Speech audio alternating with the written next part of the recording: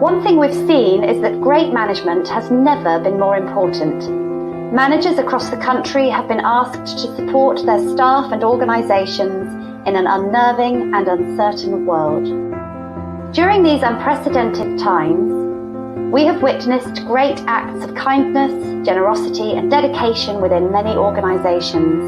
Nowhere has this been more apparent than in our public services. Managers in the NHS, police and MOD have faced one of the most difficult challenges of their professional careers to deliver essential services in extraordinary circumstances. And that's why we created the CMI Special Award of Recognition, to acknowledge the outstanding commitment of these incredibly dedicated key worker managers and leaders. Great management is crucial for great service delivery, and from everyone at CMI, we would like to thank you for your dedicated and continued commitment to keeping us all safe and well.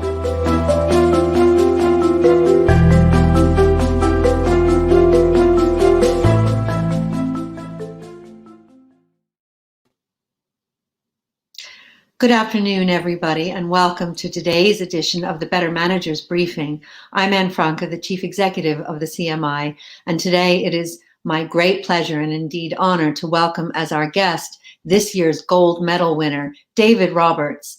David is Chair of Nationwide, Chair of Beazley PLC, and Vice Chair of the NHS. David, thanks for joining us, and thank you for your support of the special award. Great pleasure, Anne. And you know, I think that video said so much about the challenges that leaders and managers have faced. We've all faced. So I think being able to use the the Institute in the way to be able to spread the practice and learn from each other is a fabulous example to all of us. Great. Thank you, David. Well, of course, the NHS, which you vice chair, remains the most front and center organization throughout this pandemic. How has management and leadership changed for the organization and its many individuals? What have been some of the biggest challenges, and are there opportunities? How do you think it needs to adapt to face the future? So, Anne, I think you've got a challenge, because I should be answering this question in an hour's time, actually. It's so rich a subject. But no, first of all is, you know, the NHS and all its suppliers and partners have done an amazing job, a phenomenal job to respond to, you know, the word unprecedented is overused at the moment, but it truly is. You know, nobody has seen this. You have to go back to the sort of the Great Flu of 1918 to probably find something similar for a health system. Of course, the NHS didn't exist then. So I think as I stand back and reflect, I think there are incredible parallels and learnings. The NHS was a well-led, well-managed organisation going into this, and it's very used to dealing with challenges, crises, with issues. You know, it's 1.4 million people, so scale. It's obviously in the public eye on everything it does. So it's a very subtle and very sort of unusual type of leadership in some respects. And then COVID comes along, the pandemic comes along. And interestingly, the thing that I think perhaps more than anything, and it is so obvious, is that if you have a single goal and a clear alignment behind that, then your ability to make things change happen rapidly is huge. So this sort of simplicity, clarity, and sort of universal acceptance of the goal, the mission, was I think absolutely sort of vital. And also, in the nicest possible way, things that had previously proven to be impossible became possible, because the nature of the goal relative to governance requirements, risk management sort of necessities, the calculus as to where the risk was changed. And therefore, the organization was able to move at incredible speed. And it did that because it essentially had a very clear central sort of command structure, and we'll come on to it, I suspect, later. The the alignment of the political goal and objective with the organizational goal and objective was so important to cut through decision making. So a very strong sort of nucleus of central decision making, and then a very strong decentralization to systems and not to institutions.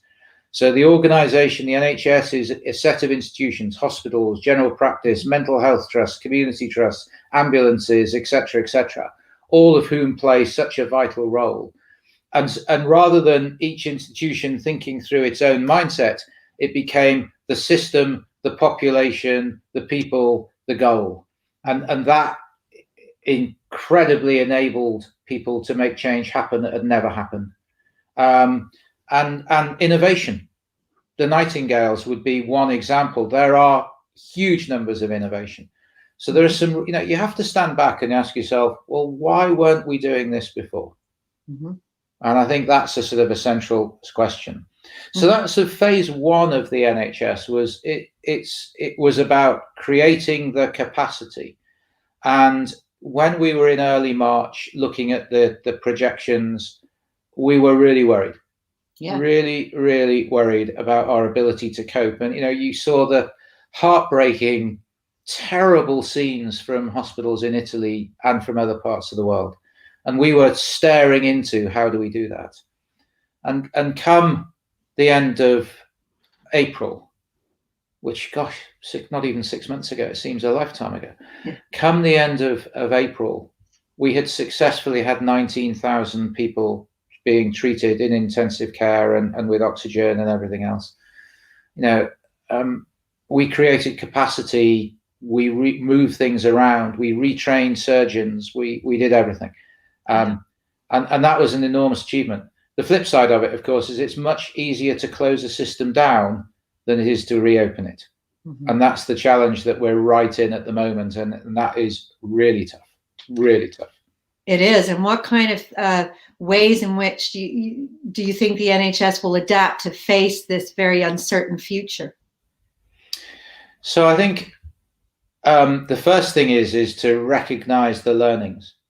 I didn't talk about the digital enablement, the power of community action and activity, the support infrastructures that have been put in place for people who are shielding, living at home, who are vulnerable. I haven't talked about health inequalities and those which are absolutely forefront and centre to our mind. And therefore, I think the NHS has to go through a transformation as significant as it did to be able to to create the capacity to be able to respond to what's coming. So I think digital enablement and putting that forefront and centre of our transformation, continuing to engage the workforce in different ways, thinking system, not institution, delegating decision making and responsibility within a framework, trusting leaders to do the right thing. If the mission is clear, trust the leaders to do the right thing and support them when things go wrong, as they inevitably do. Learn from everything that you've done. Constantly ask yourself, how can you make next day better than the previous day? So I think that those adoptions, are very central to how the NHS will respond, not just to the next 6 months, which look and feel, quite challenging to say the least, but also into how do we take the opportunity. The pandemic is a great accelerated trends that were coming. How do we capture those, accelerate them, and really and cement them into the way the organization thinks and acts? And that's what we're spending a lot of time thinking about. So it's, yes, you have to focus on today and the challenges of capacity again, but we also have to think about how do we build a better NHS and a better health population service for the population of the UK and of England, and make sure that we capture the change that we've done and not allow us to go back. Great. Yes. Well, and by the way, if you want to ask a question and you're listening, please type it into your chat box. We'll come to questions later in the broadcast. But David, you also chair many other types of organizations, the Mutual Nationwide, the PLC Beazley, just to name a few. And what challenges has the pandemic brought to these different sorts of organizations as they adapt to the current COVID world? Are they the same or different? And what about your learnings, your biggest learnings as a leader? So Anne, in lots of ways, the challenges are the same. They're perhaps not as acute, and obviously they in the world of financial services, that it's a vital public service, but it's not of the same order of importance as looking after the health and welfare of the population. But actually, similar things. How do we sustain? So nationwide, for instance, how do we sustain the health and well-being of our people, which is our overriding priority, whilst delivering an essential service? How do we solve problems? So payment holidays on mortgages, happened in 24, 48 hours. And we went from having a manual capacity that could cope with sort of 300-400 payment holidays a week to having, I think it was 37,000 in a day. Wow. And we coped with that because very similar thing, very clear mission to the team, multifunctional, integrated team, make the right decision, get on with it. We recognize it won't all be perfect. So day one, built the digital online solution, first one in the industry, got it up and running, tested, running in 24 hours, coped with the demand, which meant that our call centers, which were in meltdown, 12 hours later, we're back within their normal service standards. It just shows what people can do given the opportunity. And I think one of the great reflections for me as a leader is we need to create the environment within probably a little bit more governance, because there are some things you need to do, but recognizing that, giving people the opportunity, create the clarity of mission, give them the resources that they need or don't. Some of the things that have been done by saying, normally this would cost a ton of money. Sorry, you haven't got any. Find a solution. Guess what? They do. And therefore, I'm really struck by the sort of decentralization of decision making, and that the military would be talking about this for some time. Really, there's a lot to learn. So I think very similar.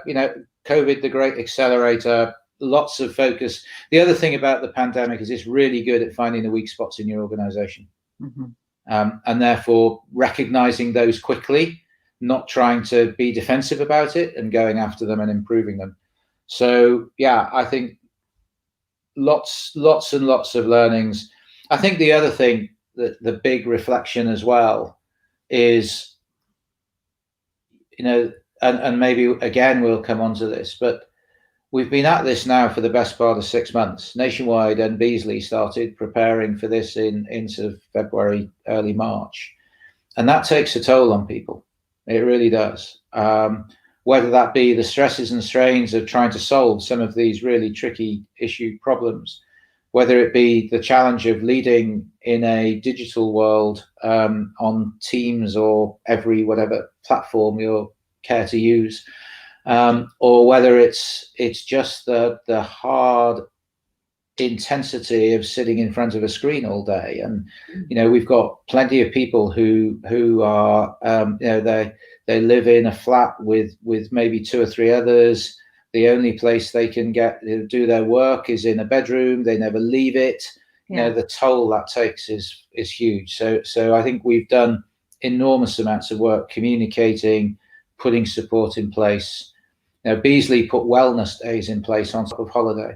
So everyone, chief executive, right through the organization, had to take, I think it was 3 wellness days over a 6-month period.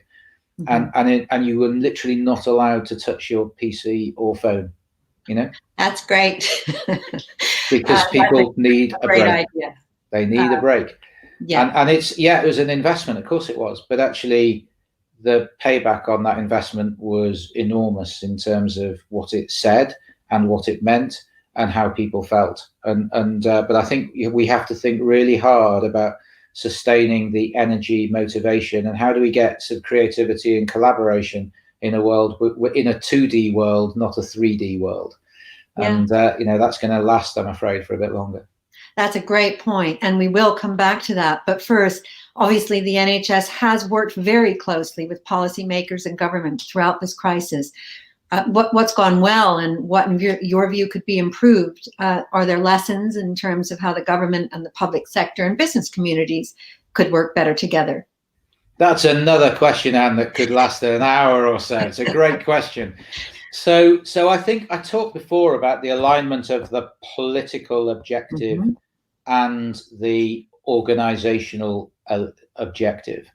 And I think that clarity of objective and that sort of, and the fact there were very few of them, there weren't 50 or 100 objectives, there were less than, one handful. And that alignment means that decision making speeds up. And I think one of the things that we've learned a lot is if we can create and sustain that alignment, it allows the organization to get on and do stuff. And the other thing is, we're a democracy, and ultimately the political, masters make the decisions, they call the objectives, and we get on and do that. What I think was interesting was the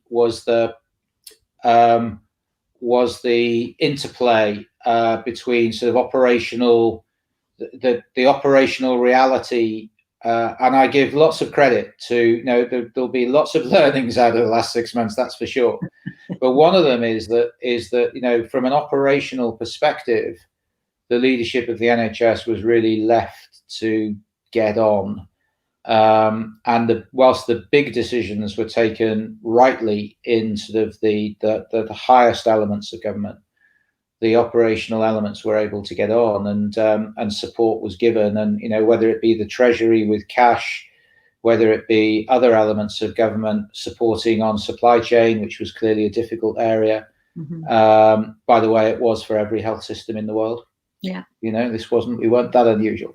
No. So I think there's if there's one thing I'd capture, it would be that. And then I think the second thing is realism about what can be achieved. And generally speaking, I think that there's always that the interplay between politics and operations is always got some sort of good and appropriate tension in it. What happened this time is they got resolved really quickly, and I think that's a huge credit to the operational managers within the NHS as well. So it's been a privilege to be able to look as a bit of a spectator on what's been going on, and I think again, back to the previous, there is an awful lot to learn, and an awful lot to try and sustain. Yes, absolutely. Well, of course, the pandemic isn't the only crisis that's raised its head during this time. We've obviously also had the impact of Black Lives Matter and the George Floyd killing. And this has brought many inequalities for women and minorities into even sharper relief. In your view, what do we need to do to accelerate progress on this issue as we head out of, or indeed back into, the COVID crisis? And what role does business, the public sector, and government play? So that's a huge question again. And I've made a serious rookie mistake. I've just had a sign on my Mac that says that it's going to run out of battery if I don't go and plug it in. So if you will just let me know, I'll go and plug it in. Go plug it in, and the question will still be here when you get back from plugging it in. And by the way, that happened to me once as well. So it does happen to all of us at the best of times. So if you have a question, please type it into your chat box. If you'd like to join the CMI community, you can also click the link in your chat box, and we'd love to welcome you to our community. And we will be back with our gold medal winner, David Roberts, Vice Chair of the NHS, Chairman of Nationwide, and Chairman of Beazley PLC, as soon as he has plugged in his computer, which will be any second now. So do stay with us. And I can see him coming back, and here he is. Welcome back, David. And we were talking about the impact of Black Lives Matter, the inequalities for women and minorities, and how we can accelerate progress, and the various roles of business, the public sector, and perhaps government. So I think that, COVID, the pandemic, has shone a terrible light on some inequalities that have been present for a long time, and actually we really need to really focus on this. At the end of the day, inclusivity is critical from a sort of a moral perspective.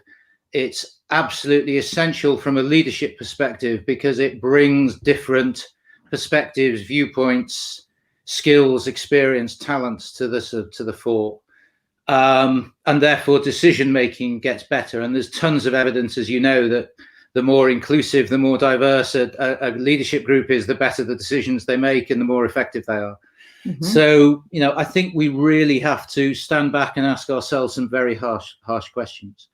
I think if I look at Black Lives Matter and sort of racial inequality, I think the first thing that all of us need to do is to recognize that actually it's been there and we haven't tackled it.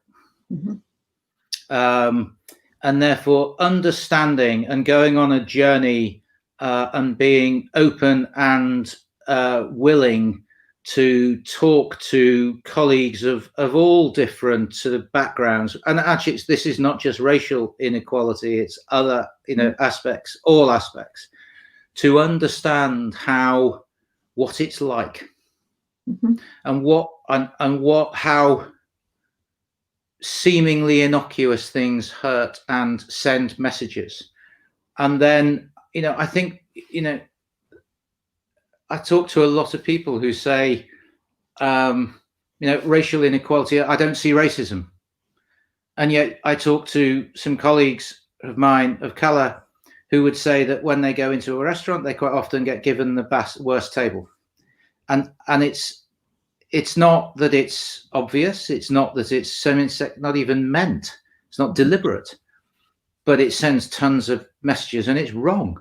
Yeah. And therefore we need to sort of start ourselves, mm-hmm. and understand and go on a journey of starting ourselves, as well as doing the things as leaders that sets an environment where people can be successful, and where we positively set out to make sure that we deliver an environment where people can be of themselves and can bring themselves to the workplace, but also that can we break down implicit and explicit barriers. And if we don't know those, we can't do that. Yeah. So I think it starts with that. And I think I remember the Rodney King riots in, was it LA or San Francisco? Yep. In the early 90s. And, you have to ask yourself, why didn't that change things? Yeah. No, it's a great point. Empathy and understanding the lived experience of others. I'm going to come back to that question that we touched on first, which is, what would be your advice to the many managers and leaders on this call who are really facing COVID fatigue 6 months in? Yeah. How can they cope for the next 6 months? So I think it starts with looking after yourself, and I think that's it is things like, my dog's got a sign around its neck saying "No more walks, please. I'm tired," because the poor dog's being walked off its feet. Because that's one of the ways that I can get 30 minutes to an hour of break, and I try and do that sort of as during the day as well as at the side of the beginning or the end of the day. So look after yourself, and sleep and nutrition and all of those good things, really, really important.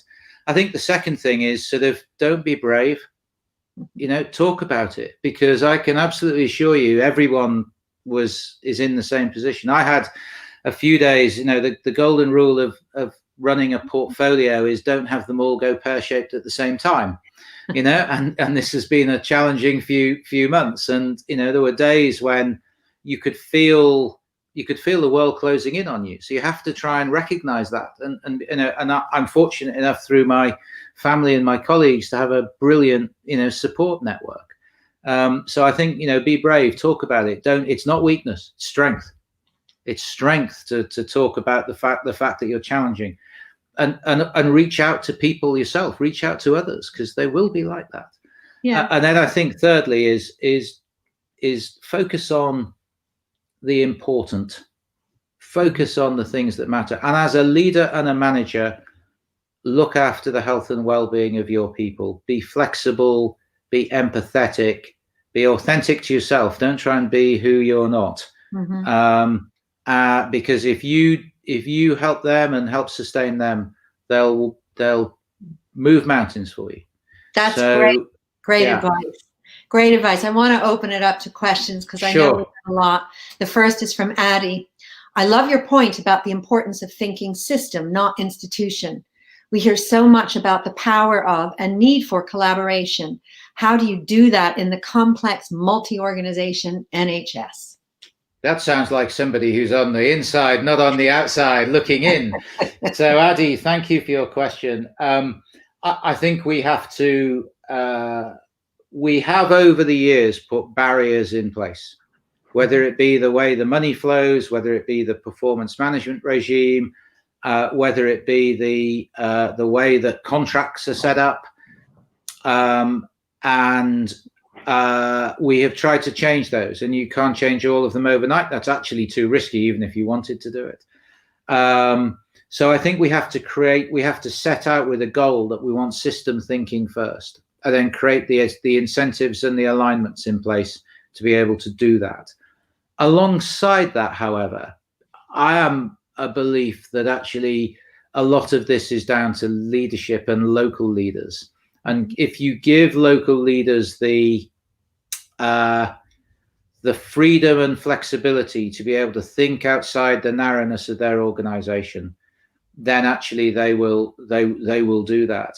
And why I say that is I ran a change program years and years and years ago that was for when I was at Barclays, which was all about moving from a product view of the world to a much more customer-centric view of the world. And it was really interesting about how we were able to make very, very substantive change, because the organ that actually had real impacts on people's roles and the way things worked and power bases and all of those things that sort of count. And the reason why was because it went with the grain of what people felt was right. And actually, I think that's the other thing we have to tap into with the move to system thinking is the health service thinks it's right. Yeah, that's a great point. Do what you think is right. It's easier. It Next is. question is from Kelly. What are the best leadership traits or examples you have seen of late? So I think first and foremost, I think leadership trait, authenticity. You know, people have a brilliant nose for spotting, you know, people who are sort of talking but not doing. And therefore, I think, you know, I always admire leaders who are authentic. There is no correct leadership style. There is only the correct leadership style for you and for the situation and the environment you find yourself in. And therefore, you know, I think authenticity, I always look for. Bravery, I look for as well. You know, taking, not taking stupid risks, but really looking, seizing the moment, seizing the opportunity, stretching to do more and more. And I've seen so many examples of that. Empathy, and which is back to the sort of health and well-being and sustaining the needs of your people. I've seen brilliant leadership in all of the businesses I have the privilege to work with, and in many others, where people have done the right thing and have recognized the challenges that people are under. And then I think back to the other one is bravery is also about letting go. Create the mission, put the team in place, give them the resources, create the sort of, if you like, the box in which you're operating, off you go. And I've seen many examples of that. Those are great tips. Authenticity, bravery, empathy, and be brave about letting go.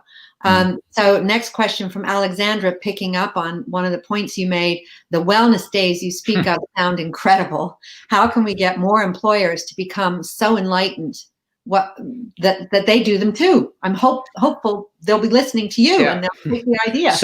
So I think the best way of doing that is talking about it, you know, to be blunt. I was Andrew Horton, as Beazley CEO, said we're going to do this. And I thought, well, that's really cool. That's really good. And it's fascinating. And I did a virtual visit last week to Paris, Munich, and Barcelona, and people notice this. They really do, and therefore the return on investment in a sort of a slightly mechanistic view of the world is high, and it sustains engagement, and it sustains loyalty, morale, motivation, all of which ultimately end up in a better service to customers and a better return ultimately from that. So I see it as not just as enlightened. I see it as very sensible, and more people talking about it. And it's again, you have to be brave to do it. It's 3 days of lost productivity of over a 6-month period. And the nationwide one was everyone has to take their holiday, and by the way, you're going to have to take it within this, the right days within this period of time, and we're going to hold you to it. And there are things that I think leaders have to do to set a tone, to give people, especially in a world where job security is on people's minds. People think, I've got to be here all the time, or I've got to be this, I've got to be present, I've got to answer that email at 10 o'clock at night or 5 in the morning or whatever. Leaders have to set a tone that says that's not what we're about. Yeah, I think that's a great point. So my last question is from Mel. If anything, COVID has brought my clinical team closer than ever, and the willingness to support one another in an agile way has gone through the roof. How can we maintain this? So great question, Mel. That sounds like another insider question. So I would say, first of all, I'm delighted to hear that, because that's what we are absolutely all striving to do. I think the first thing I would say is, if I was sat with those people in a room, I would say you can sustain it. It's a lot of it's down to you.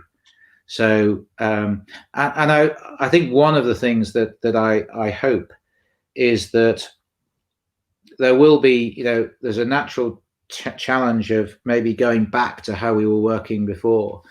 And I think people have enjoyed that freedom, that agility, that collaboration, to use the words that Mel talked about. And they won't give it up easily. So the other thing I would say to that team, if I sat in front of them, is if people try and stop it, tell them to go and take a jump. We're going to work this way because that's the way that gets delivery.